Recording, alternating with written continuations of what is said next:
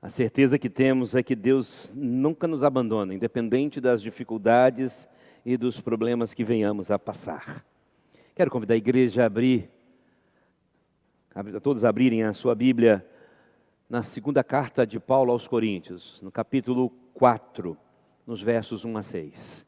Segunda carta de Paulo aos Coríntios, capítulo 4, versos 1 a 6.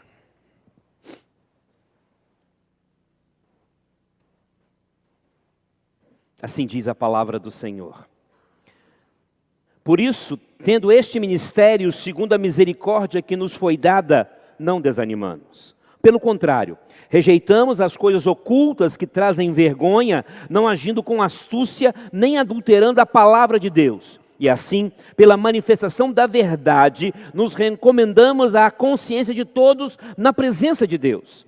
Mas, se o nosso evangelho ainda está encoberto, é para os que se perdem que ele está encoberto, nos quais o Deus deste mundo cegou o entendimento dos descrentes, para que não lhes resplandeça a luz do evangelho da glória de Cristo, o qual é a imagem de Deus.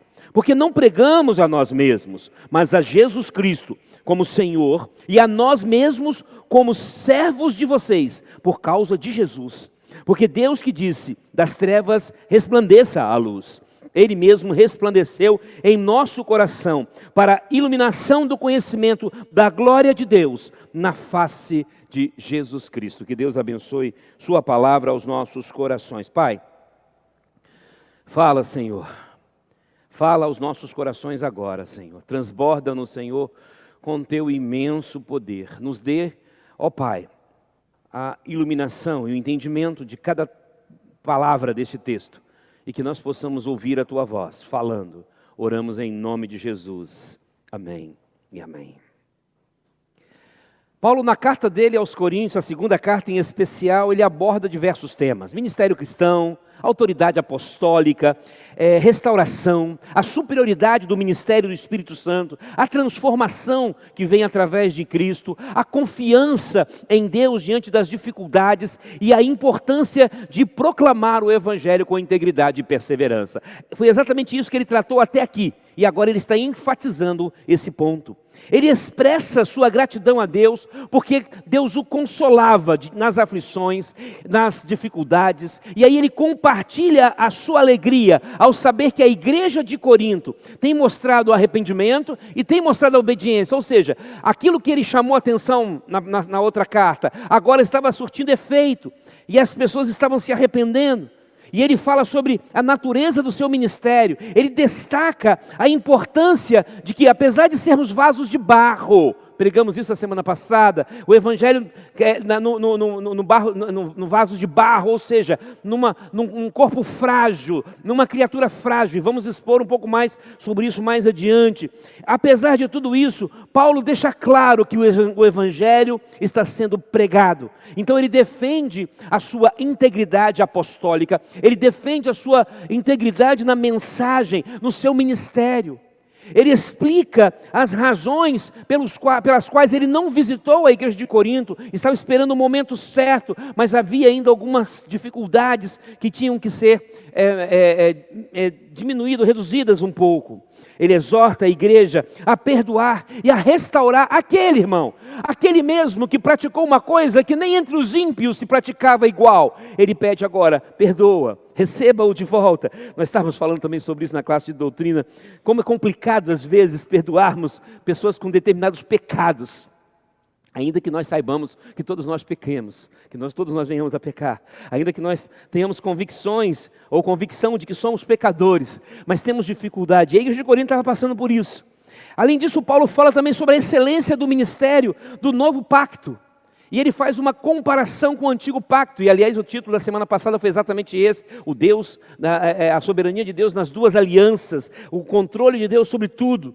E ele destaca então o ministério do Espírito Santo em comparação com a lei. E aí nós falamos na semana passada, quando alguns dizem que a letra mata e o Espírito vivifica, e alguns tentam interpretar esse texto de uma forma errada, dizendo que nós não podemos nem sequer estudar com profundidade, e não é isso que Paulo está dizendo.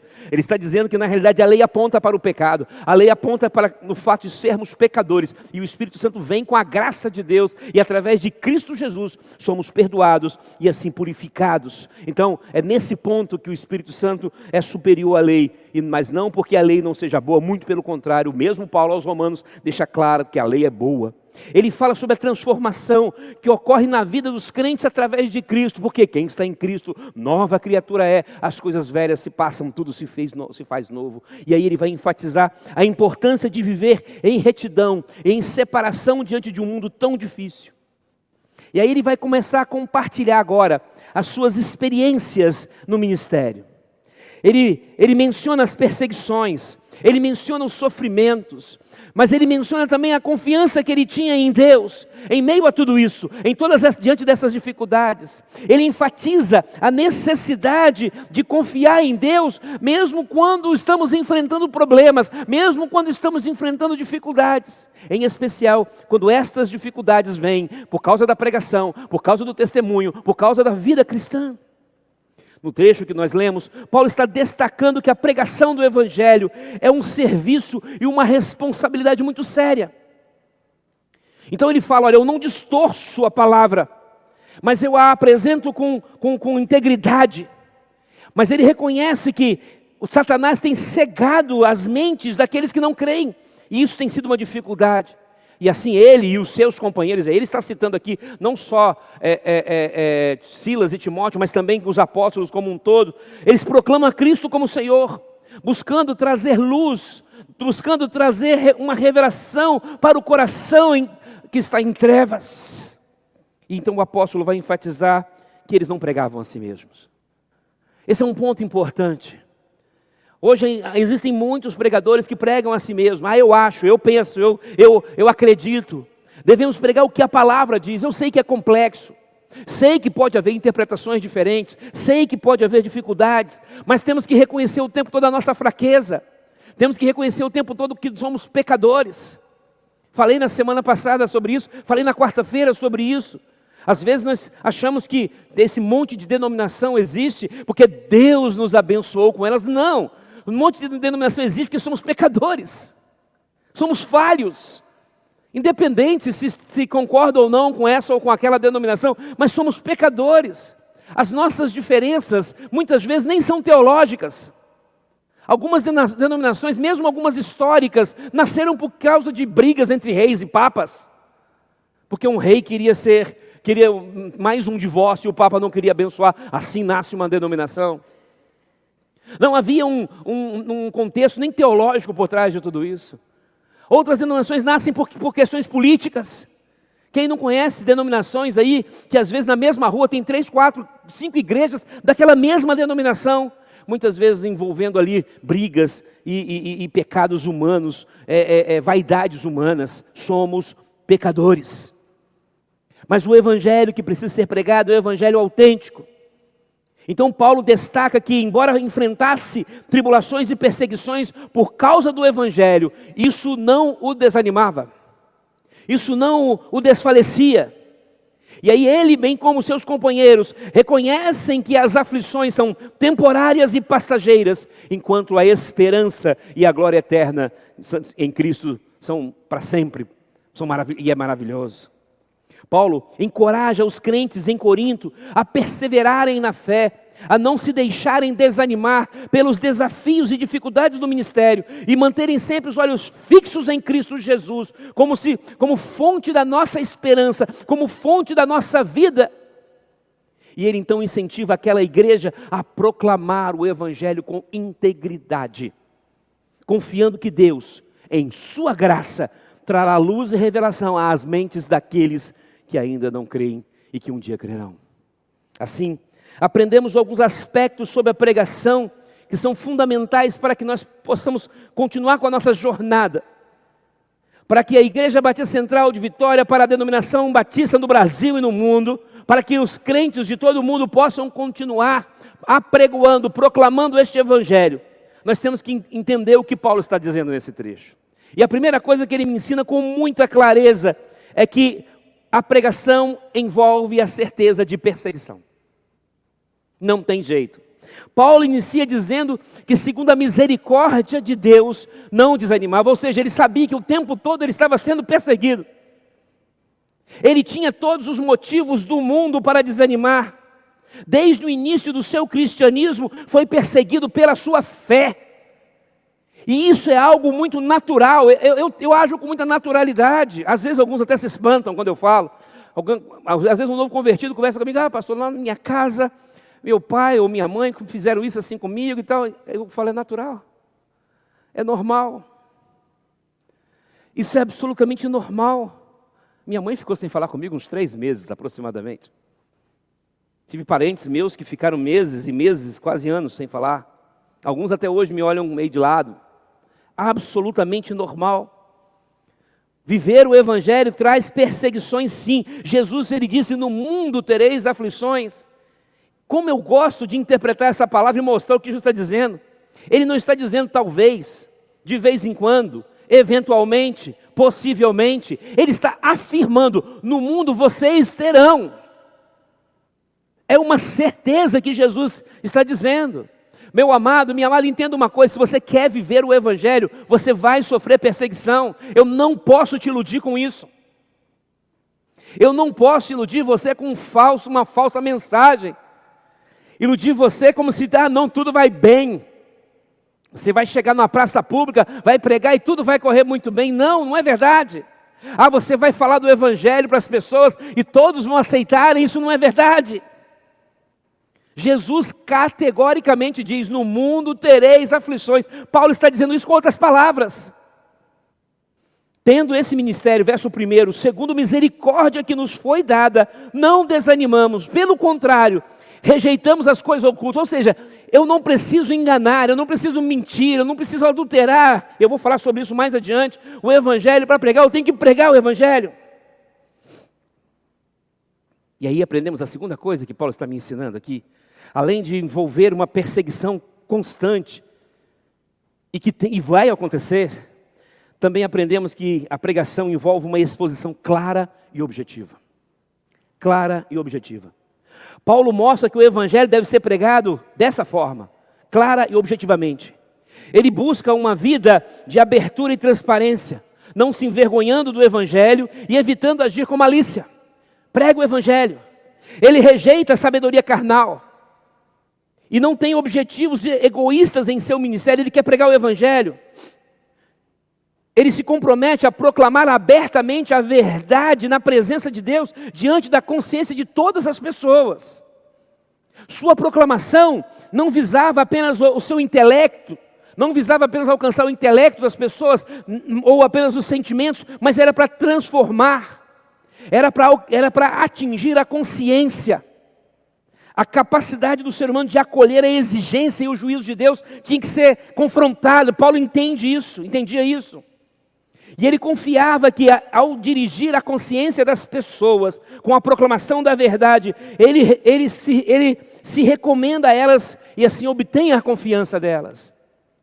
Meus amados, independente do que aconteça na sua vida, pregue o evangelho com objetividade.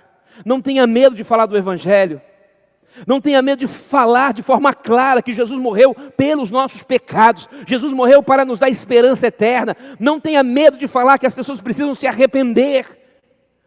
Hoje não se prega mais sobre arrependimento, não se prega mais sobre pecado. Queremos dar um jeito.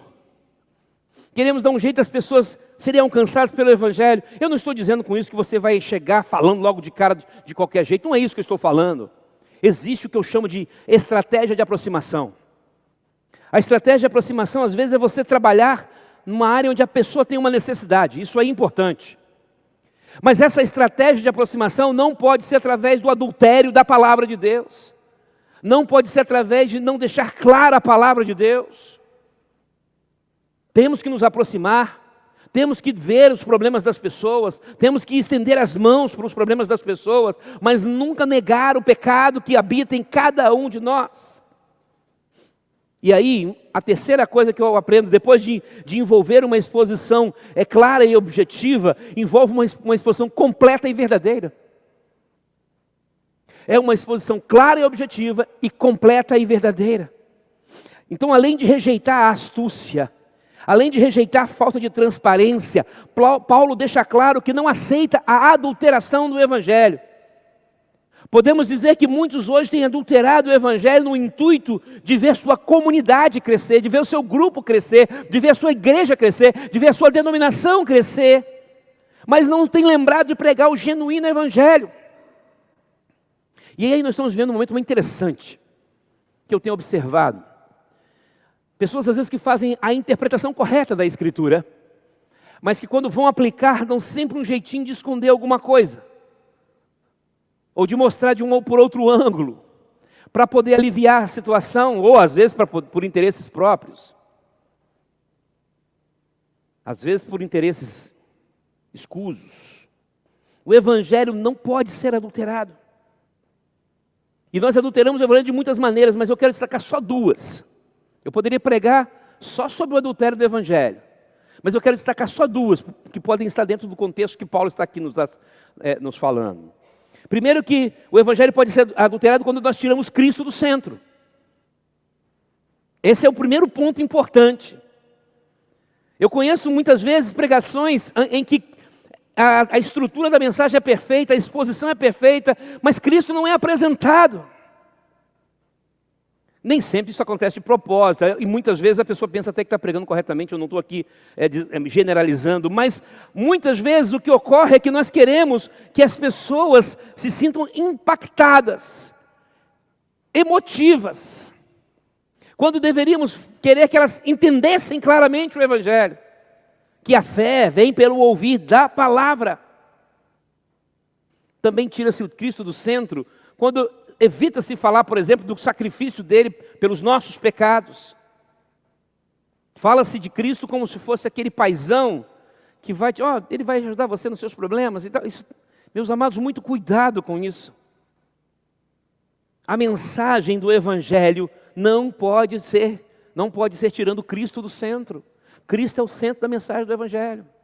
É claro que Ele nos mandou ensinar todas as coisas. Isso aí aqui eu quero abrir um grande parênteses, até uma crítica aos meus colegas pastores que gostam de centralizar em Cristo a pregação, mas que às vezes acabam forçando situações onde o texto não permite. Isso é muito perigoso. Se eu for pregar as Escrituras todas, como eu sonho um dia conseguir chegar, não sei se eu vou conseguir, claro que 70%, talvez 80% delas eu vou pregar Cristo. Não tem jeito. Mas existem momentos em que eu tenho que falar sobre o Espírito Santo, sobre Deus, sobre vida cristã, sobre santificação, sobre o dia a dia. Eu vou agora começar uma série de meditações no livro de Provérbios. Acabei o livro de Salmos, 2 anos e meio meditando em Salmos. Meditamos em todos os 150 Salmos. E a partir da próxima semana começa uma série de meditações aos sábados e aos domingos só no livro de Provérbios. É óbvio que muitas vezes em Provérbios eu vou falar de coisas práticas. Mas eu não posso tirar da mente, e hoje, a devocional de hoje eu falei sobre isso, que a sabedoria em Provérbios é uma tipologia de Cristo. Eu tenho que ter isso em minha mente, o tempo todo. Mas é óbvio que eu vou ensinar coisas do dia a dia. Então, quando eu faço essa crítica aos nossos pastores, principalmente os pastores de linha chamada reformada, é para que tomem cuidado para não forçar também dizer uma coisa que o texto não está dizendo. Esse é um perigo muito grande. No afã de pregar Jesus, acaba conseguindo fazer milagres de mostrar Cristo onde o texto ali não estava mostrando diretamente, pelo menos. Então, temos que tomar esse cuidado, mas lembrando que Cristo é o centro da nossa mensagem. O meu objetivo é pregar Jesus. O meu objetivo é mostrar Jesus. Então, eu adultero o Evangelho quando eu tiro Jesus do centro. Mas também eu adultero o Evangelho, e a segunda coisa que eu quero meditar sobre isso, quando eu prego somente o que é atraente, aí é o outro lado da moeda. Se eu for pregar a Bíblia, como eu falei, de capa a capa, de Gênesis a Apocalipse, 70%, 80% eu vou apontar para Jesus, e 70%, 80% eu vou falar sobre pecado. Não tem jeito. De cada 10 mensagens feitas, quando nós pregamos a Bíblia de capa a capa, 6,8, ou seja, 7 mensagens, eu vou apontar para o pecado. Só que o que está acontecendo hoje é que nós estamos nos concentrando nos 30% que não falam do pecado. Estamos nos concentrando nos 20 e poucos por cento que fala só das bênçãos e da esperança eterna. E esse é um problema muito sério, porque o próprio Jesus falou mais sobre juízo do que sobre vida, sobre salvação. Você sabia disso?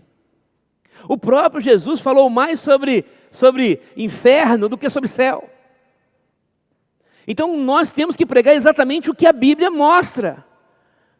Então não tente tornar o texto mais atraente. A grande verdade da boa nova do Evangelho é que ela precisa ser uma má nova. Qual má nova? Você é pecador. Somos pecadores. Jesus morreu por você, porque você é pecador. Jesus não morreu por você porque você é coitadinho, para te dar uma vida melhor, para que você seja incluído na sociedade, para que você se sinta bem. Jesus morreu por você porque você é pecador e precisa de salvação, precisa se agarrar a essa salvação. Somos pecadores, e isso deve estar claro na pregação do Evangelho. Além disso, o inferno é o destino certo daqueles que rejeitam a fé em Cristo. Isso tem que estar claro. Então, não preguemos uma mensagem pela metade, mas sempre uma mensagem completa e verdadeira, com Cristo no centro e sem a atração para as coisas deste mundo. E por fim, eu preciso entender nos aspectos da pregação, que pregação envolve saber que a rejeição será maior do que a aceitação. Essa talvez seja a parte mais difícil para mim como pregador. Nos versos 3 em diante, Paulo vai dizer assim: mas se o nosso evangelho ainda está encoberto, Paulo sabia que estava acontecendo. Ele sabia disso. É para os que se perdem que está encoberto. Então é a primeira coisa, olha, a maioria vai rejeitar, mas os que são salvos é o mais importante. É para os que perdem que ele está encoberto. Nos quais, aí ele completa, o Deus deste século, verso 4, o Deus deste século cegou o entendimento, o Deus deste mundo cegou o entendimento dos descrentes. Meu amado, entenda uma coisa, você não vai fazer um milagre e transformar o coração de uma pessoa através de argumentos humanos. E entenda outra coisa, vou falar com as palavras de Jesus, muitos são chamados e poucos são os escolhidos. Então Jesus deixa claro isso que Paulo está ensinando agora, que a maioria não vai aceitar. Por mais que nós achemos bonito quando nós falamos fizemos um mutirão, tivemos não sei quantos estudos, não sei quantas conversões, isso é lindo, isso é maravilhoso. Mas quantas pessoas ouviram o Evangelho? Nós subimos esse morro aqui no ano retrasado. Foram 168 casas alcançadas, se minha memória não falha agora. 80 e poucos estudos que foram marcados, alguns a gente não conseguiu ter perna para terminar. Não tivemos até agora resultado nenhum. Tivemos uma moça que começou, mas que infelizmente não continuou na caminhada. Lá em Rio Marinho fizemos um trabalho no lançamento da campanha Jesus Transforma. Foram mais de 300 casas alcançadas, mais de 100 estudos feitos. E uma pessoa tomou a decisão por Cristo, a Juliana. Eu faria tudo de novo para ganhar a Juliana. Tudo de novo. Porque uma alma vale mais que o mundo inteiro. Mas eu tenho que ter consciência que a maioria vai rejeitar. Não fique triste, não fique chateado, não desanime. Eu conheço muitas pessoas que param de pregar o Evangelho. E eu fui alvo desse sentimento. Eu também já fui alvo desse sentimento. E creio que até hoje eu colho consequências disso. Eu preciso melhorar. Às vezes eu tenho dificuldade de começar uma pregação porque eu já sei que a pessoa vai dizer não. Estou confessando um pecado aqui meu, publicamente. Infelizmente, às vezes eu tenho dificuldade porque eu já percebo pela forma de falar, que a pessoa vai dizer não. Só que eu não posso fazer isso. Eu estou pecando. Eu tenho que oferecer a paz. Não foi isso que Jesus ensinou os discípulos dele? Olha, vocês vão sair, vão pregar, vão oferecer a paz. Se a pessoa não aceitar, aí sim, você sacode a poeira dos pés e vai embora, mas você tem que oferecer a paz. Então o pastor de vocês de vez em quando está pecando. A gente precisa pensar nisso aí direitinho. Melhorar isso aí direitinho, não ter vergonha. Vou ouvir não mesmo. Não, vai ouvir não, mas você fala. Às vezes quando você menos espera, o evangelho age. Deus age. Eu já contei a história aqui de 2 irmãos que eu evangelizava um, quando eu fiz o apelo para ele, quem se decidiu foi o outro. Que eu nem estava me dirigindo o estudo. Nem estava falando para ele. Ele só acompanhava. Eu ficava dando estudo aqui para o irmão dele, sentado no meio fio, dando o estudo bíblico, porque eu não podia entrar dentro da casa dele, porque os pais proibiam. Sentava no meio fio, dava o estudo para ele, e o irmão dele ficava ouvindo. Ficava ouvindo. Não participava, não falava nada. Nas terças-feiras que ele me parava às vezes para me perguntar algumas coisas, que era o dia de eu dar aula de vôlei para os meninos, né? Não parece que a bola mudou de lugar, mas eu dava aula de vôlei, irmãos. E a gente batia um papo ali naquele dia e tal, ele não jogava, o irmão dele jogava. E quando eu fiz o apelo para o irmão não aceitou a Jesus, como infelizmente até hoje não aceitou. Mas o outro aceitou a Cristo, está até hoje aos pés do Senhor Jesus, é diácono da sua igreja. Então, meu amado, não tenha medo de falar do Evangelho, fale o Evangelho, mesmo que sabendo que a maioria vai rejeitar. Sabemos que somos minoria. Jesus mesmo afirmou que muitos são os chamados, mas poucos são os escolhidos. Temos que ter consciência de que grande parte vai recusar a mensagem de salvação. Isso não deveria ser motivo de desânimo, como eu já desanimei. Isso não deveria ser motivo de tristeza, porque o Evangelho é a salvação de todo aquele que crê. Se a pessoa não quer crer, é ela que vai prestar contas. Deus nos chamou para pregar a verdade, expor a palavra. Mas quem faz o papel de convencer o homem é o Espírito Santo, não sou eu. Por isso que Paulo fala aos mesmos coríntios, no capítulo 1, no capítulo 2, da primeira carta, eu não fui a vocês com palavras persuasivas de homens, mas eu fui no poder do Espírito. É o papel do Espírito. Nós somos portadores da luz do Evangelho. Nós temos o privilégio e a responsabilidade de proclamar, mas essa proclamação precisa ser feita com ousadia e com integridade em todas as áreas. Uma integridade minha como cristão de vida de santidade, de busca pelo fruto do Espírito, mas uma integridade da palavra pregada com autoridade e com decência, com profundidade, com verdade. Somos portadores, não devemos desanimar diante das adversidades, mas confiar na força de Deus, do Deus que habita em nós. Nossa missão é levar a cruz de Cristo ao mundo que está em trevas, ao mundo que está perdido.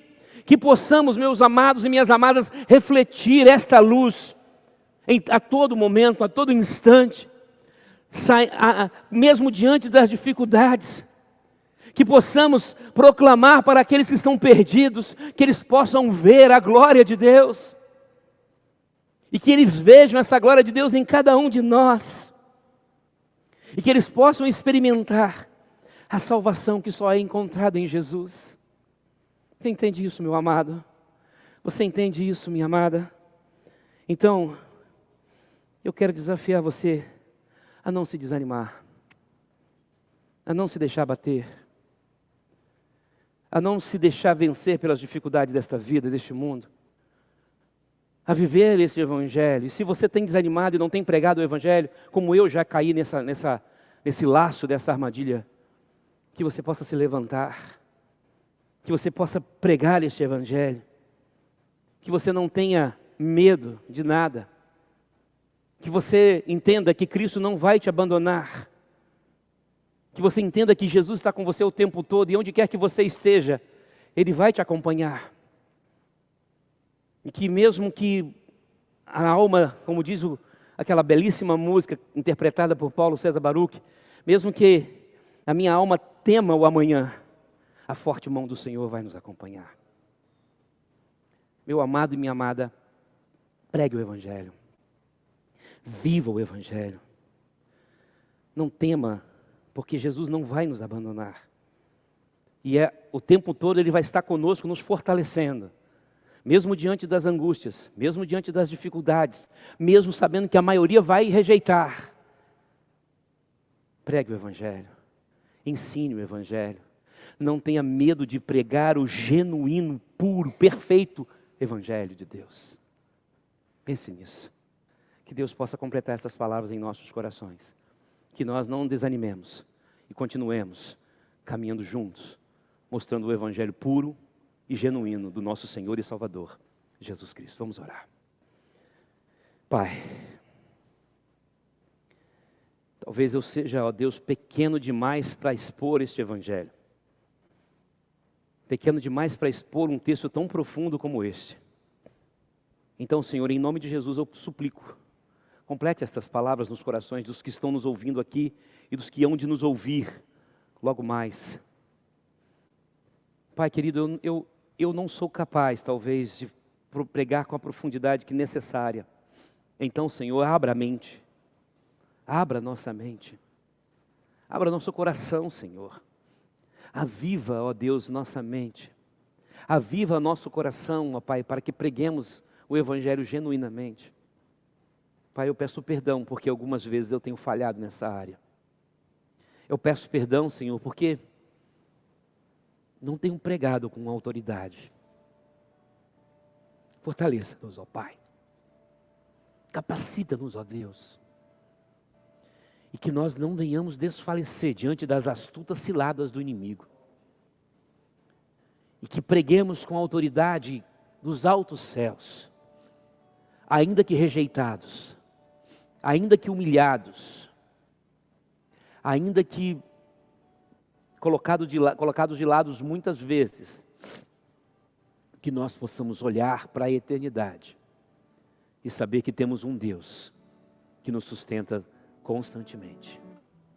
Dirija-nos, ó Deus, conduze-nos, ó Pai, fortaleça a tua igreja, Senhor, que é a Igreja Batista Central de Vitória, cada membro se disponha a testemunhar o teu Evangelho Santo, a mostrar aos vizinhos, aos colegas de trabalho, aos colegas do dia a dia, a mostrar a transformação que vem somente de Jesus. Pai querido, que esses aspectos que nós falamos do Evangelho estejam vivos em nossas mentes, mas que não desanimemos e que possamos, ó Senhor, refletir a tua doce luz para as pessoas. Leva-nos em paz aos nossos lares e traga-nos logo mais para a honra e glória do teu nome, Senhor. Oramos em nome de Jesus. Amém e amém.